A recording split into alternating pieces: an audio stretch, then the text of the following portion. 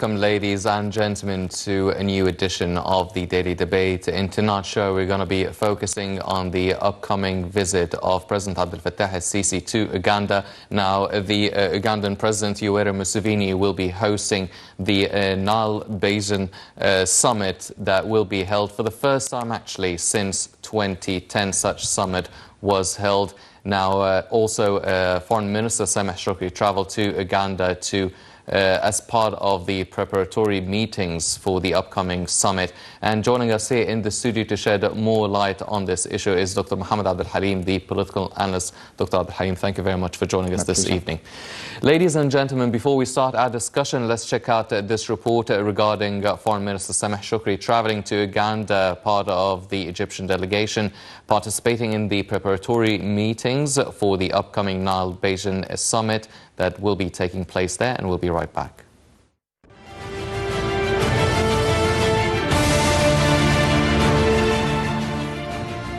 President Abdel Fattah el-Sisi attends a Nile Basin Summit in Uganda. Ahead of his arrival, Foreign Minister Sameh Shoukry arrived in Entebbe, Uganda, for ministerial meetings involving the Nile Basin countries. Senior government officials, including ministers of foreign affairs and water, attended two-day preparatory meetings on the 20th and 21st of June in the run-up to a presidential summit scheduled a day later. Presidential gathering is the first such summit to bring together all Nile Basin countries with a population of over 500 million. Historical gathering will open the way to exploring broad areas of cooperation in many development areas beyond the field of water.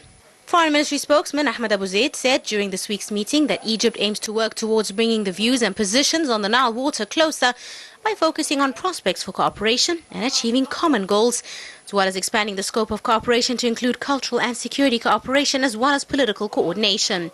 Spokesman Abu Zaid said Egypt hopes the upcoming summit will come up with a common vision to relaunch the initiative based on the principle of the mutual interest of all countries. Officials said the summit would look at the results of earlier meetings as well as points of contention. Last week, President el-Sisi and his Ugandan counterpart Yoweri Museveni discussed preparations for the summit in a phone call. Uganda is the current chair of the Nile Council of Ministers of Water Affairs of the Nile Basin Initiative. Egypt froze its membership in 2010 over disagreements about the Cooperative Framework Agreement, more commonly known as the Entebbe Agreement.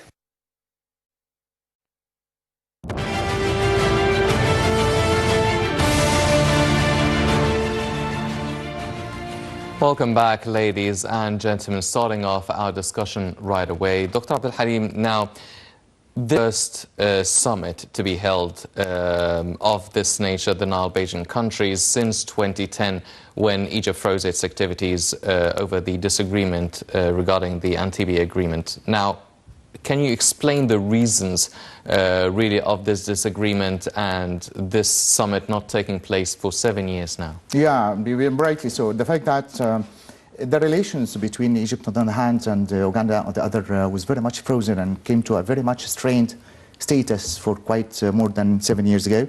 And that was rightly so, I mean, due to a large number of reasons, actually. The first of which perhaps is, the non-consummation or the consensus of opinion, the non-agreement between, Uganda on the one hand and all the other, the River Nile Basin countries, and Egypt on the other. The presidential authority was frowning on the conditions and stipulations that were to be stipulated on the part of all these countries to Egypt. First of which is the sort of the maritime security and the water safety, actually. The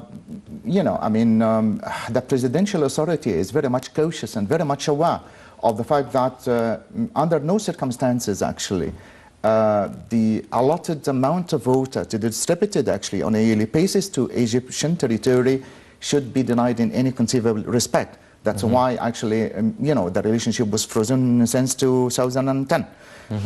This is the first issue. And the second issue actually stems from the fact that the sort of the in advance or the prior notification. None of the establishment on the River Nile should be, permitted on condition that all other countries would agree. And the third reason, perhaps, consensus of opinion rather than the majority of agreeing among all other countries, including Egypt on the one hand and Sudan on the other, being the fusion country. So for a greater extent, the presidential authority was very much disagreeing actually on these far from being just and fair conditions stipulated in Egypt. And Egypt actually is playing such a very much vital role in the African Parliament during the course of the lapse of the 1 year ago. Egypt was participating to a greater extent, sharing a very good hand and very much participating in all diplomatic and strategic affairs concerning Africa. And this is one of the what you might call the integrating steps, and very much welcoming part on the part of the African continent actually to re-accept Egypt again as a strategic role, as a major player in the Middle East actually, as one of the major prerequisites of safety and security. So the major issue actually is to be discussed in that. First and foremost is the maritime, rights and the safety and security on the part of all those water resources, actually. So, the inauguration of the summit seems to be quite of a pivotal role, and the process of sending Mr. Sameh Shukri, Foreign Minister, comes at this preparatory stage to prepare for the, the agenda and the the issues that will be discussed, actually, with the advent of the sort of summit. Yes. Dr. Abdul Halim, now, after this frozen period since 2010, now what prompts the change? Why do we now resume these relations? It's definitely a good thing to resume and strengthen the relationships, but what is different now? Is it the difference in Egyptian leadership? Is it a difference in Egyptian strategy? Is it the concern about Egypt's share of the Nile water? What causes this change and the resumption of the relationship after 7 years? Yeah, part of the reenactment, actually, of this strategic and diplomatic return, actually, to the heart of the Black Continent, so to speak, let me say, is the changing of the role of the presidential authority. And since the 2013, President Mr. Abdel Fattah is trying every now and again, actually, to reenact the sort of the relationship and to re-exist again at the heart of Africa.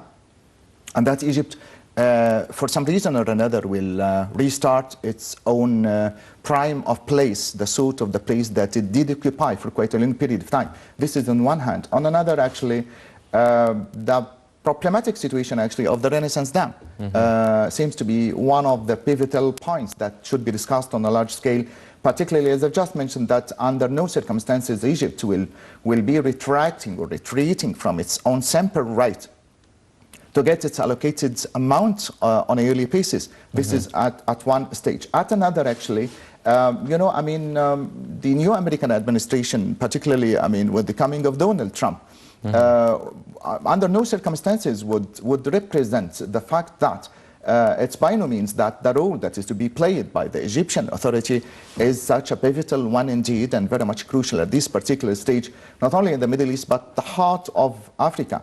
And I think that since 1 year ago, the African Parliament would endorse the existence of the Egyptian authority side by side with the sort of distinctive role that Egypt did play actually in resuming and assuming what you might call, the non-permanent seat at the UN Security Council. So at this particular stage, there is no way to be in there actually other than without the Egyptian seat in the summit. Yes.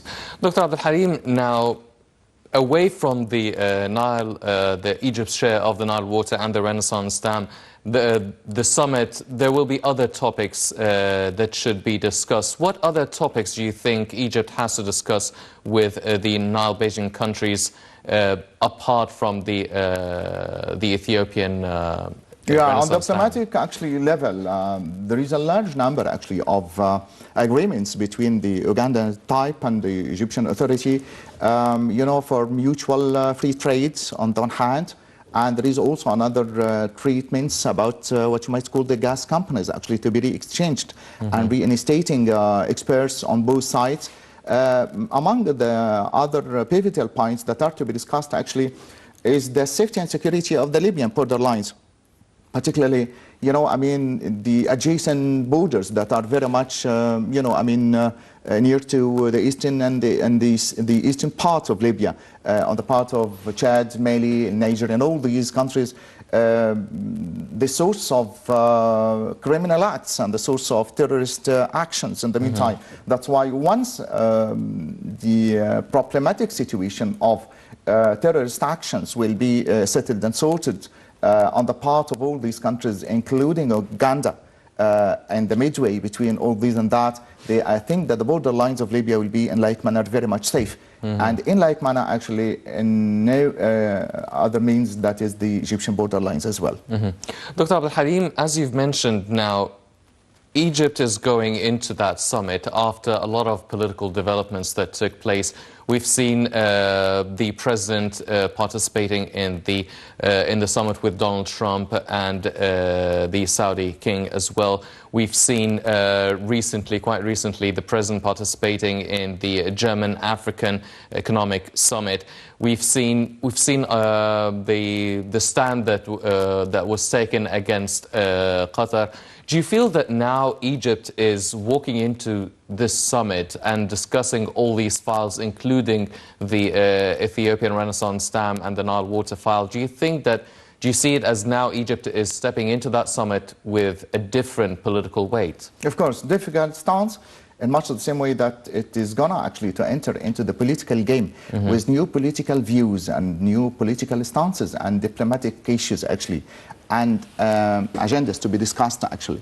For the first time, actually, since quite a long period of time, Egypt is being the best among all other Arab countries, producing its straightforward messages, the first of which actually is, putting an end for terrorist acts on the one hand, and in the meantime initiating a very strategic role not only on the Middle East arena, actually, but on European level in the meantime.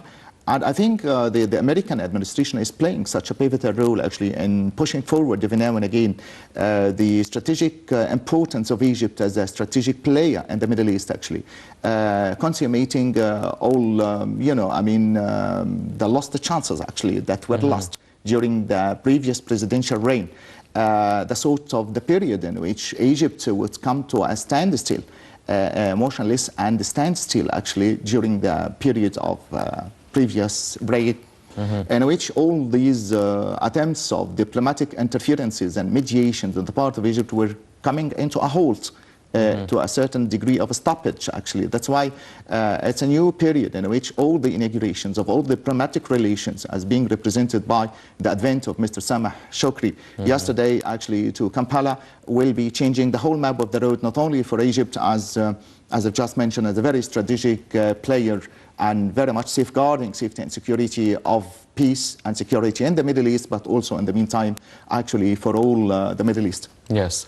Dr. Abdel Halim, now going to such a summit, we all know that political relations are based mainly on interests and conflicts as well between different countries. Now, walking into such a summit, what can we get out of it, apart from having the Renaissance Dam and the Nile water file secured or achieve or take positive steps in this regard?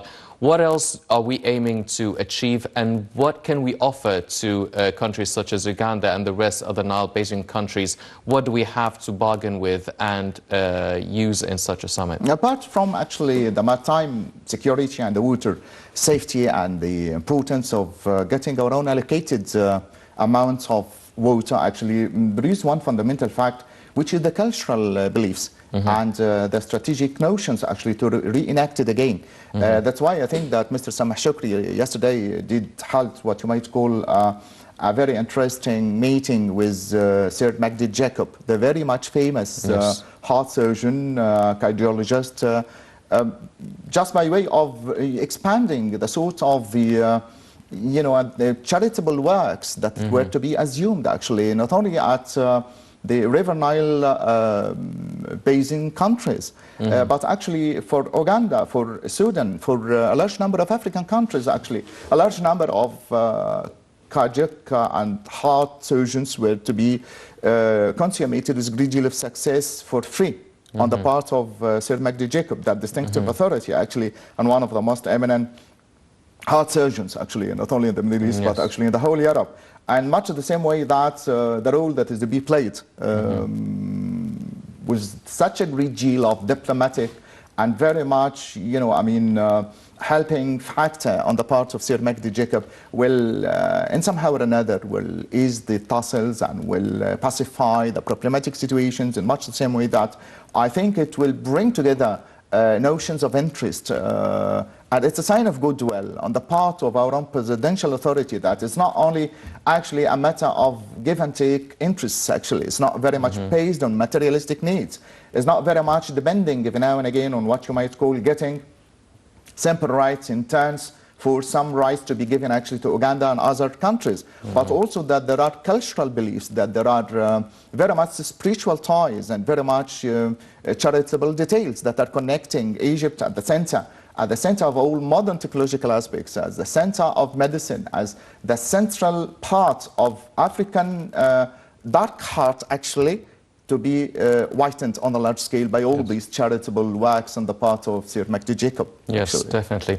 Well, ladies and gentlemen, all these efforts are not, and the summit as well, is not only aiming to secure the Nile, Egypt's share of the Nile water, but also aiming to achieve a lot of economic benefits. And in this regard, Egypt's GDP actually rose 4.3% for the third quarter of the 2016-2017 fiscal year. Let's check out this report and we'll be right back.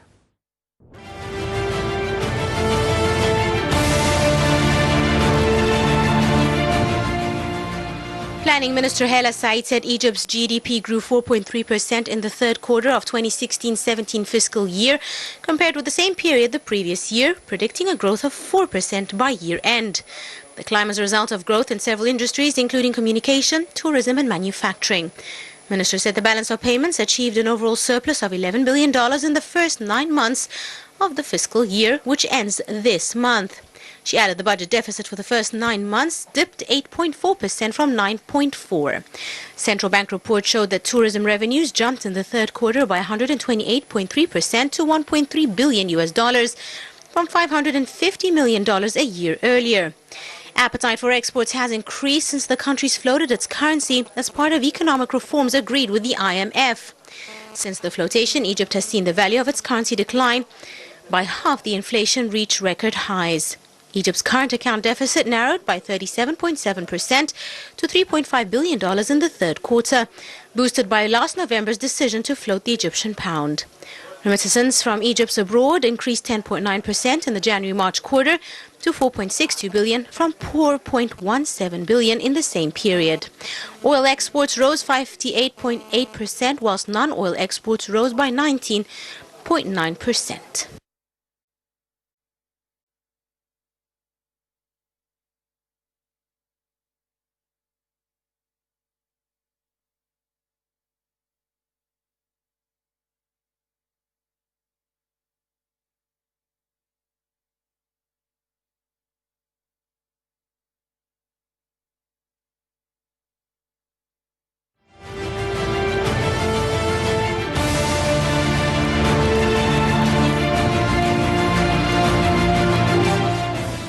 Welcome back, ladies and gentlemen, and now we're joined also here in the studio by Engineer Samir Riyad, the member of the Egyptian Industries Federation. Engineer Riyad, thank you very much for joining us this evening. Now, Engineer Riyad, Egyptian GDP has grew 4.3% for the third quarter of this fiscal year. Now, is there any sort of significant or specific reason for this increase? Is it the lifting of $100,000 of annual cap on foreign currency for transfers abroad? Is it the flotation of the Egyptian pound, which is a reason for many economical changes that has been taking place in Egypt so far? First, it is a good sign. And we hope that we can increase it more and more. Yes. But definitely it is an action of everybody in the society. I would rather like to put it this way. I don't want to put it for a reason. You know, there is too many reasons. If we are successful, then the 90 million is successful. I want to look at it from that thing. We have to encourage people to work. Our output per person has to be increased. This is the main thing, and I believe in it so much that, you know, the whole society needs to act together. Yes. Well, Dr. Abdel Halim, now, if we are looking at economic development here in Egypt, we've seen a lot of governmental efforts and presidential efforts in boosting the Egyptian economy. We've seen a lot of participation in a lot of economic conferences. The latest has been the German and the G20 summit with Africa. How much do you feel, along with all the agreements that are being signed by Minister of Investment, Dr. Sahar Nasr, how much do you feel this has been a catalyst for Egyptian economic development? Well, I think the Egyptian economic status quo seems to be very much maximized, very much getting much more prosperous, actions and steps towards a better. The liberalization of the Egyptian pound that had been taken actually about 4 or 5 months ago would get its own, benefit in the due course of time. Despite the maximization in the prices and the lack of some, merchandise items every now and again, you can really anticipate that there is a sort of progressive plan towards, achieving safety and security as well as stabilization in the prices that will be in the due course of time. That's why I can really that the ordinary consumer is quite aware that despite the previous periods of the maximization of almost a large number of prices of a large number of items actually, but I think due the course of the next months, I think that as the presidential authority actually promised Egyptian citizens that things will be quite stabilized to a greater extent, and I think that prices in addition will be very much, in the due course of time, very much stable. Yes, so definitely. Well, Engineer Riyad, now this increase in the GDP, do you think that this is happening because the Egyptian market is now producing more, or do you think that because of the flotation of the Egyptian pound, prices have gone down, so Egyptian exports became more attractive for the international market, and thus the Egyptian exports increased? Do you feel that it's because of the increase in exports or the increase in Egyptian domestic productivity? I believe we are more aware of our behavior. There is a lot of subsidies in terms of, the energy, the food, everything was subsidized, and people were misused a lot of things. And now we are appreciating more and more what we are doing. And this is one of the reasons I believe that is our, behavior has been changed slowly, because people are appreciating now things. For example, if you get for £1, once upon a time, 200 loaf of bread, then you don't appreciate it. Yes. And this way, I believe, we are slowly appreciating what we are doing. Yes. Well, we always say that if we want to really boost the Egyptian economy, we really need to produce more. Now, being a member of the Egyptian Industries Federation, do you feel that factories are actually working more? Are they producing more? Are they working with near full capacity? Are workers getting back? Are the closed factories reopened and now resuming production? Well, this is one of the things, once in the last 20 years, we went, all the way for importation, and we didn't industrialize ourselves, or what we have got in terms of industries. Some of them closed down for a reason or another because they couldn't resist the competition. Competition is needed and is required, but at the same time, we have to, put our industry in the right track, in terms of, profitability, of working the right way, and our market needs, needs competition. And I believe in a competition very much to enable us to control the prices and to control the quality of the goods. And this is one of the things which we have to focus on it, not only because there is no exportation without importation. And our local market as well, whatever it is needed, we should, you know, of course, we are better off, you know, to manufacture everything what is needed for the local market, but at the same time, at a good price and a good quality. Yes, definitely.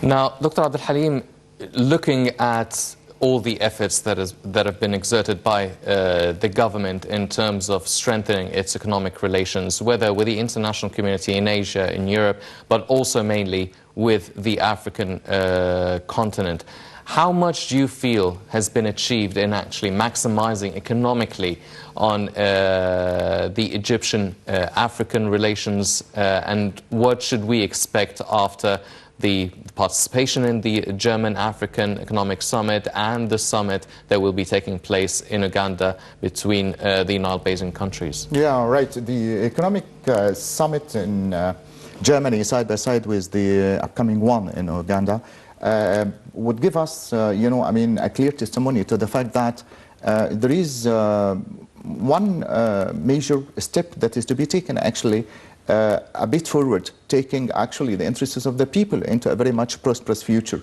Not only stabilizing the economic market on the one hand, but also I think that it will open the gate and will open the way actually for new you know, prospects for jobs and for the market unemployment, for finding suitable chances for the Egyptian youth actually to find, you know, something to fill the void of their own time, something that would turn their own lives into something very much prosperous, something very much economic.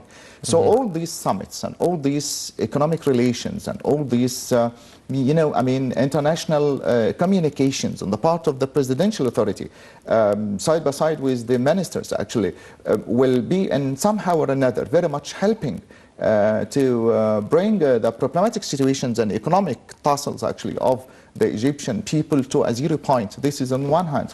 On another, actually, it will pacify and settle, you know, I mean, a large number of issues, and will, in the meantime, fill the void of the everyday life of the people, actually, instead of, you know, I mean, wasting their own days and dreams and their own aspirations and their own, you know, I mean, interests into nothing, actually. They will find suitable chances, actually, to reproduce a large number of very much significant issues. So, from an economic point of view, it seems to be quite very much profitable, all these summits, and the relationship actually will, and somehow or another, help Egypt actually to return to the international community, not only as it is represented by the, you know, economic summit in Germany, but also the Ugandan one. From another point of view also, you can really anticipate a great deal of success with the return of Egypt again to the sort of the place that it once assumed at the heart of Africa, when you can really find that Mr. Sameh Shukri, the foreign minister, is taking very much negotiated steps and very much, you know, I mean, prospects into a better future of clarifying the issue for all the other African countries that were misplaced, that were very much misconceiving the importance of the role that is to be played in Egypt at the heart of the African continent. Yes, yes, definitely. Engineer Riyad, now, we are very happy, and as you've mentioned, we should be optimistic as well about the future of the Egyptian economy. Now, part of the reason why Egyptians are also optimistic is really the amendments and the changes that have been taking place regarding the new investment law. The investment law has been a problem for attracting many foreign investors here in Egypt. Now, in light of the changes that are taking place, how is it now more attractive for the foreign investor? Now, does the foreign investor still have to go through all the bureaucracy and all the red tape procedures that they had to go through? Is it still the same? If a foreign investor comes into the market, is it easily to get out of the Egyptian market, or is it still quite a difficult task to perform? I believe there is a lot of action from the present government, and it has been taken place, you know. And I believe, you know, the encouragement of foreign investor is the Egyptian investor. Let us encourage the Egyptian investor. Let him have the first role, you know, and let him, you know, do the job. And definitely, automatically, the foreign investors will come. Yes. But we are not, I am not from the, you know, thinking that only the foreign investor will will put us in the right track. We are our banks, our money, our people, our business community. There is a lot of things that should be done. We talk about Africa now. Africa is rich with the raw material and so on, and it needs to be industrialized. Let us have a focus on Africa. Information-wise, the press has to give us a lot of information about Africa. And let us see what we can do, maybe we can achieve a lot of things with Africa, because Africa is the future. Today, Yes. I'm coming from the textile industries, and now China became a consumer in the textile industries, and now everybody is looking for an alternative, and there is the only place is Africa. Where is the stability, and where is raw material, or where is there is a lot of things in Africa can be done, and the future is waiting for Africa, and definitely we shouldn't lose this chance that Yes. we can participate in this economy. Yes, definitely. Well, talking about the domestic investor or the local industries, now we've seen a lot of efforts by the government, a lot of money being pumped into governorates such as Damietta Governorate, really trying to strengthen the furniture industry there. Also money going to governorates in Upper Egypt, and such as Soheg and Inna, for instance. Now, as a local investor, local industries, do they see money going into these governorates and see opportunities for them to start their own branches or establish their own factories in these governorates? Do they see a new opportunity, a new fertile soil to actually really have an industry that will flourish? Definitely, we want to raise the standard of living per person. That it means we are 90 million people. There is a long way to go. We need a lot of industry, to industrialize a lot of areas. Upper Egypt, it needs a lot of work, a lot of infrastructure. There is too many universities has been, graduating a lot of people without work and so on. It's about time that we focus on that, and we should see what kind of industry is suitable for us and what can we do. And definitely the financing and the banks and so on has got a very important role. And definitely the government is doing a lot of ideas, a lot of things, and but we need as well, we need more, we need to support it, we need to act. Time is not in our favor. Yes, definitely. Dr. Abdul Halim, now one of the main important sectors and industries here in Egypt for the Egyptian economy is the agricultural sector. Now, such a sector would definitely be directly affected by Egypt's share of the Nile waters, and this is probably the most important file that will be discussed in the upcoming summit in Uganda. How far do you think Egypt will be able to achieve in regards of the Ethiopian Renaissance Dam and securing Egypt's share of the Nile water? Do you think Uganda can play a big role in actually securing or really influencing countries such as Ethiopia and Sudan as well? Yeah, actually, Uganda will be playing the most pivotal role. For one thing, it is supposed to be hosting actually the sort of summit. For another, actually, it presides over the whole interests that are going to be discussed actually in the due course of time. And we wouldn't have to forget that Uganda is supposed to be the first African country who would summon and call upon all other African countries of the basin, River Nile basin countries to re-include Egypt again, to re-invite Egypt again to be at the top of all these African countries. And this stems from the fact that they would really believe inside out the sort of the role that is to be played actually by Egypt, such distinctive one indeed. But had it not been for the fact that what you might call the Nile agreements that was to be denied and frozen for a greater extent, I think now, after the lapse of time since 2010, all other basin countries would recognize the importance of the existence of the Egyptian presidential authority actually on the scene. This is on one thing. On another, actually, I think that the upcoming summit would seem to be quite very much promising and very much optimistic, so long as the invitation comes from, a country with the expansion of Uganda. And in the meantime, Egypt and Sudan are to be supposed, actually, the effusion countries. They would share the self-same lot and the self-same destiny, I would say. That's why I think that a great deal of cooperation between the presidential authority of Egypt on the one hand and the Sudanese one, apart from the, some disputes and some discourse between the two, I think they would agree on one unifying end at the end of the day, which is, preventing any sort of tussles or barriers or any sort of deterrence in the face of bringing the allotted and allocated share of water actually to be consummated and to be given directly both to Egypt and to Sudan on the other. Definitely.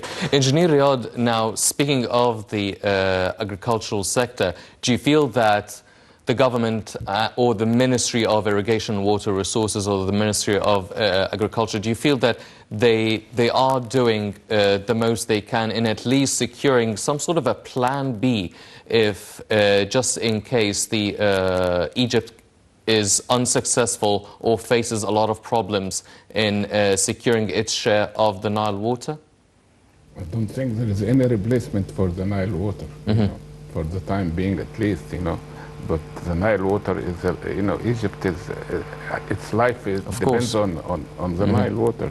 But let us put it this way, there is a lot of confusion about the information which we are getting about the amount of water and what kind of, restriction is going to be, if this Nahda dam is going to be built and so on. And I believe all of these things need to be, given to us a correct studies and correct information to enable us to judge things much better. Because up till now, I don't think there's someone which can judge even the amount of water which is available here in Egypt through the wells or through the Nile or so. I believe, all of these things needs to be adjusted and be seen about it to enable us to take the right decisions. Yes. Well, this file has been quite an obstacle or a problem in actually resolving because it's been going on for quite a while now. Are you hopeful that the summit that will be taking place in Uganda with the President Sisi actually attending it, do you feel that Egypt will be able once and for all find some sort of a closure or a resolution to this issue?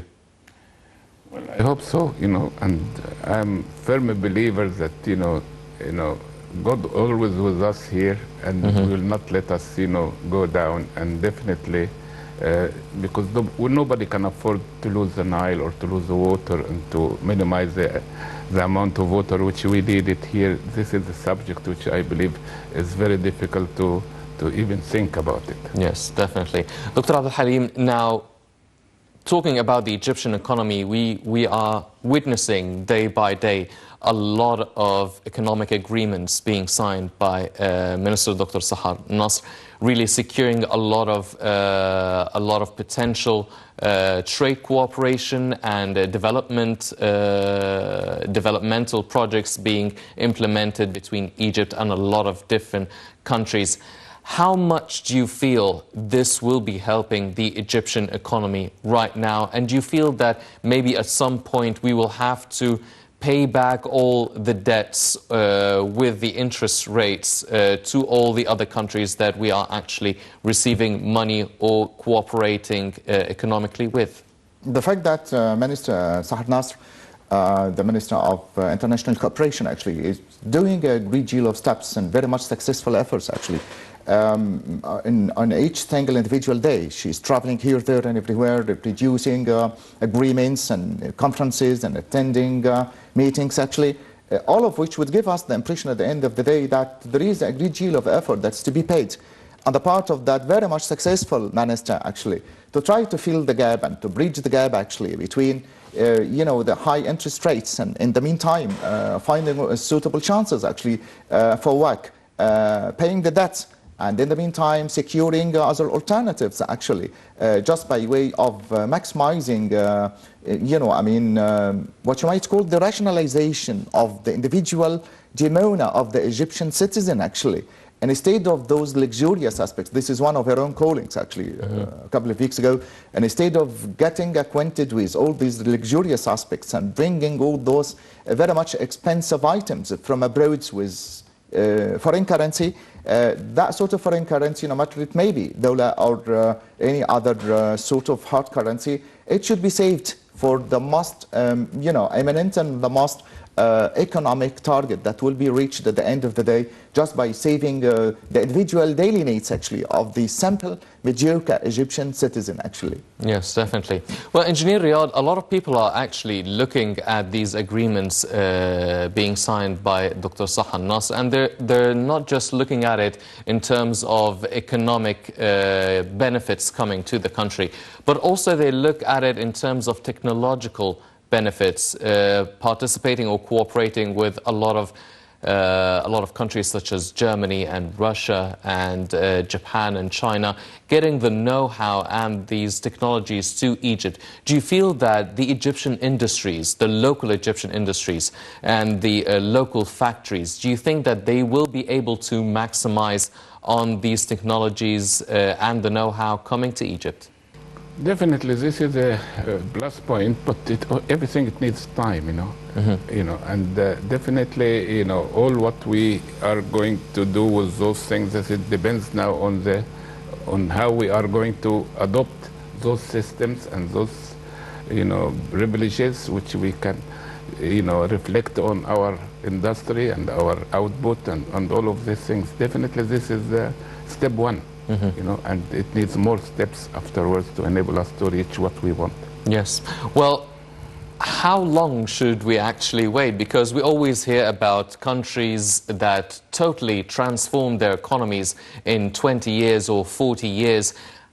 How long do you think Egypt would take? How much time do you think it will take to actually transform its economy to be a strong, developed economic superpower? Well, definitely, it will take some time, but as I said, time is crucial, and definitely, education is very important, and we have to look at it.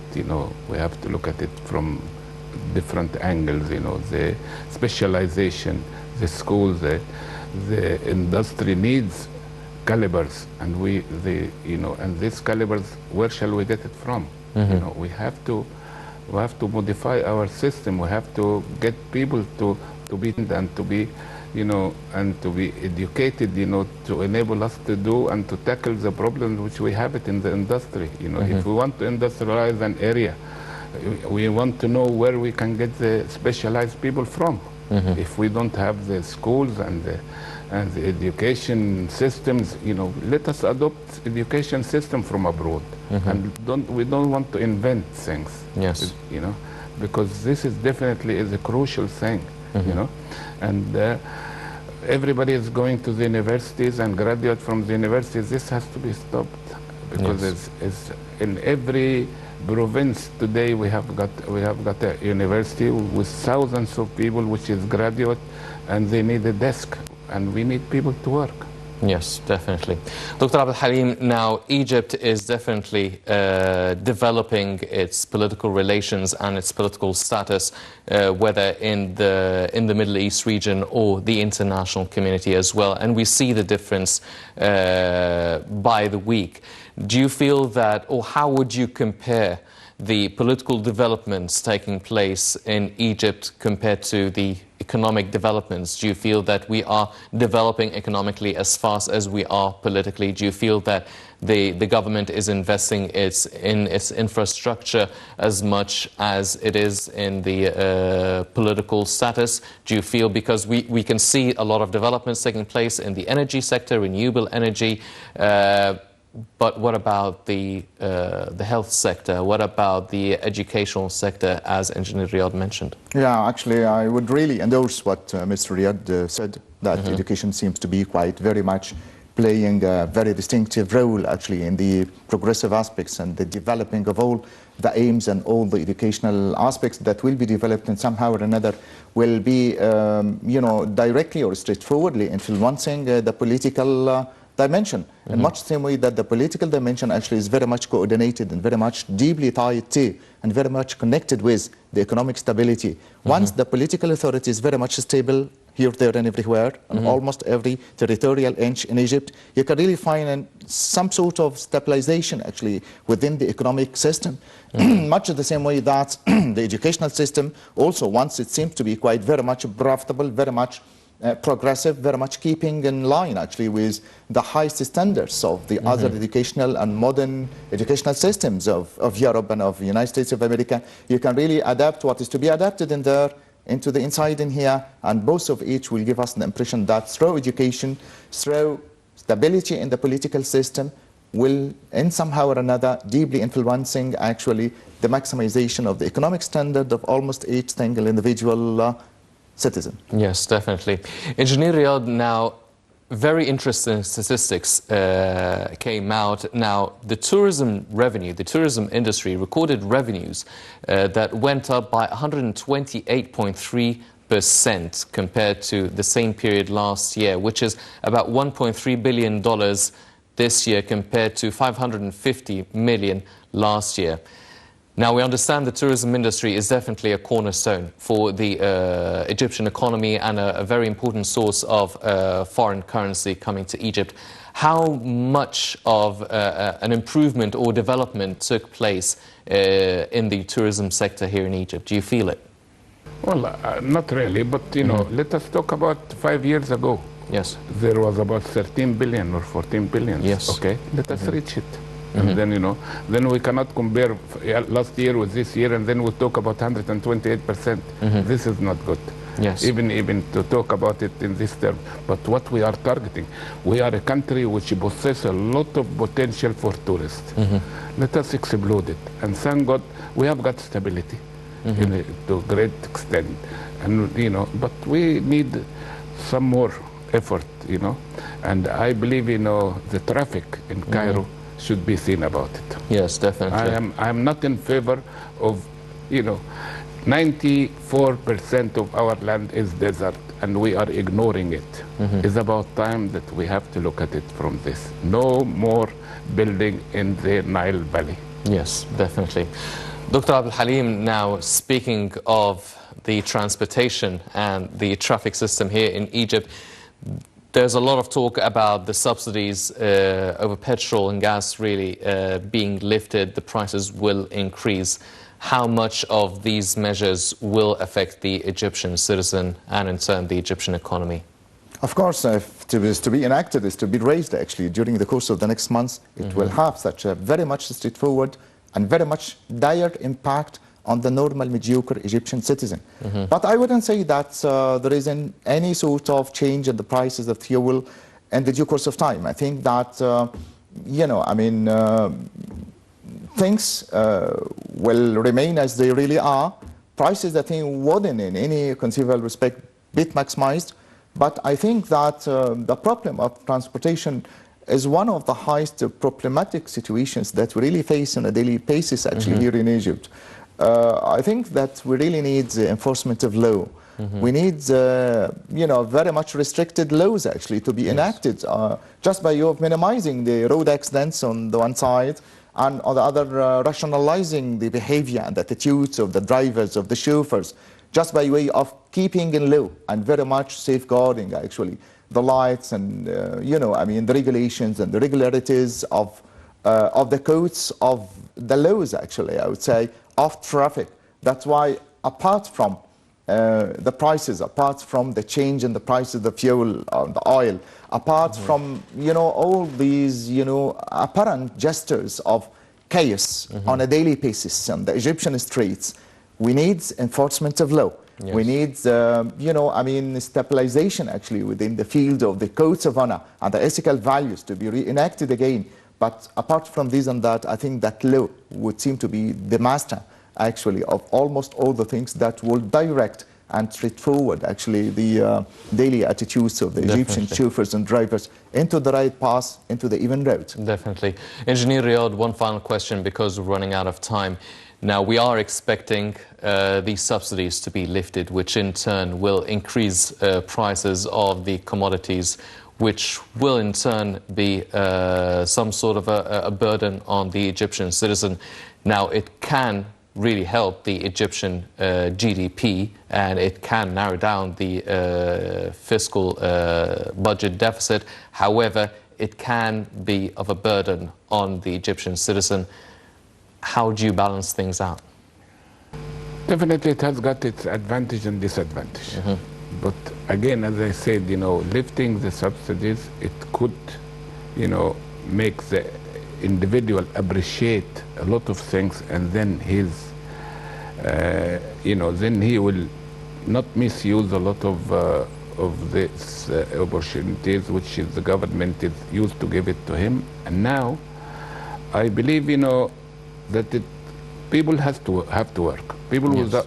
Everybody has to work, has to increase his effort, has to do his output more to get more money, and so on, to enable him to survive, And this is definitely, this is the advantage which we are, giving now to the individuals and to the whole people, that we have to work more, we have to do more to enable us to earn more, to enable us to cope with the higher prices. Yes, this is definitely is an advantage.